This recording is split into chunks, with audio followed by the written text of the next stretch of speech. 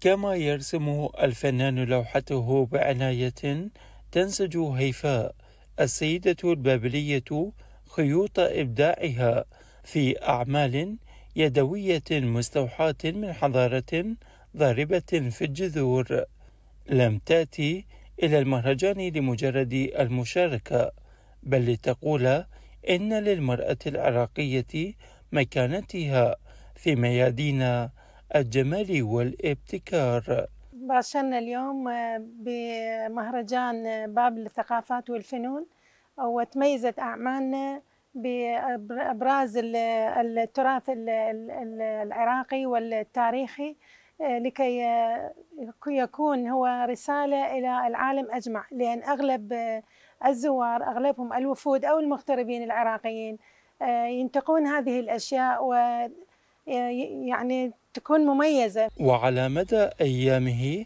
تنوعت فعاليات المهرجان ما بين عروض على المسرح البابلي ومعارض للفنون التشكيلية ومعرض للكتاب شاركت فيه أكثر من 30 دار نشر من العراق والعالم العربي، بحضور لافت لشخصيات ثقافية من مختلف الدول. صباح الخير من بابل، صباح الخير من معرض الكتاب، واحد من الأنشطة المصاحبة لمهرجان بابل الثقافي العالمي اللي بيجمع السنة دي مبدعين من معظم أنحاء العالم. صباح الخير لكل المشاهدين العراقيين، أحييكم من القاهرة، ولكن أنا هنا في بابل في مهرجان بابل للثقافات والفنون. أنقل لكم حب وتحية واحترام كل المصريين. هذا المهرجان العريق الذي أشارك به للمرة الثانية، شاركت أول مرة في عام 2018 وسعدت بالدعوة من دكتور علي الشلاه وأسرة المهرجان.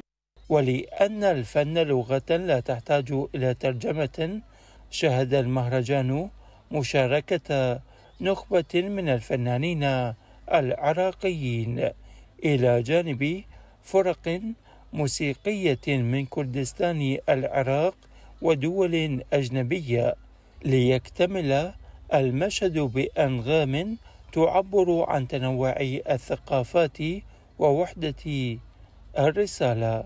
أنا سوما، مدربة من فرقة فنون شعبية إسلامانية. كثير فرحان موجودي بهاي المهرجان الحلو كبيري بالباب الحلو. احنا أول مرة اجينا لبابل، بالمدينة الحلوة بابل، مدينة الثقافة، مدينة التراث.